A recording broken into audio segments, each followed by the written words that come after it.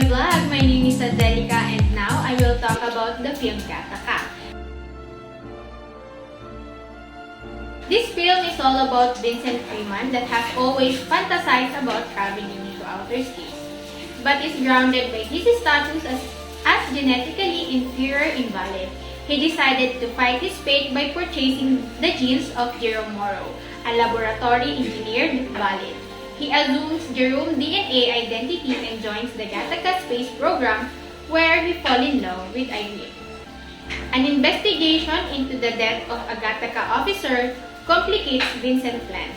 The main point of the film Gattaca is to explore themes of genetic manipulation, freedom of self-determination, and eugenics, the practice of advocating for the genetic improvement of the human species through selective reproduction.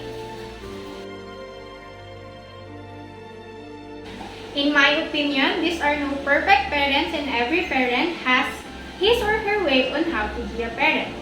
The ethic that applies to this is parenthood and procreation.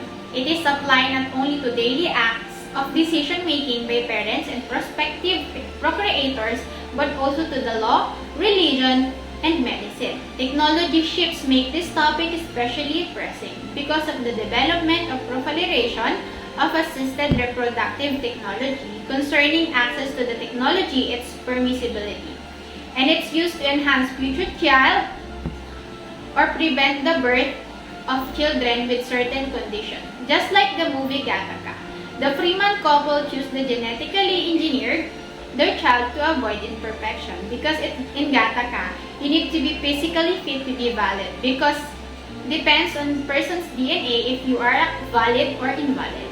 They just want their child to be normal and good, so they choose that process to have a children. And there is nothing wrong with what they did because they did it for the good of their child.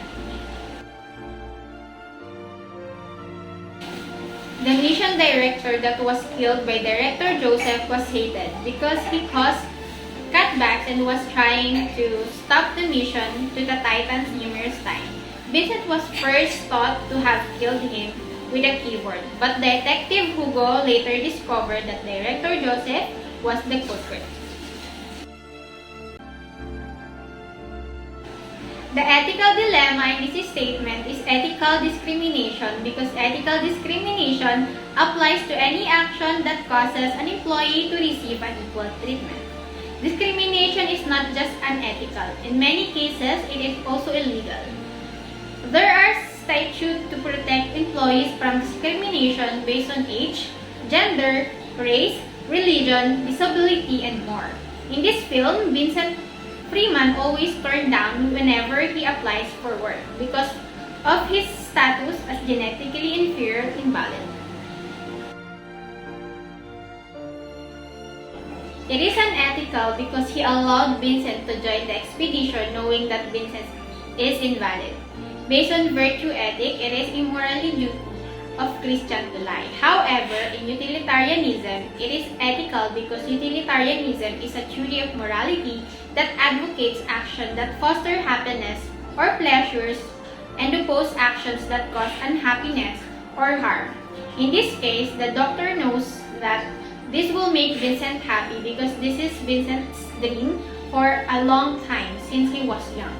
And no one will be hurt by the doctor's decision. So this is considered ethical in utilitarianism because it gives Vincent so much happiness.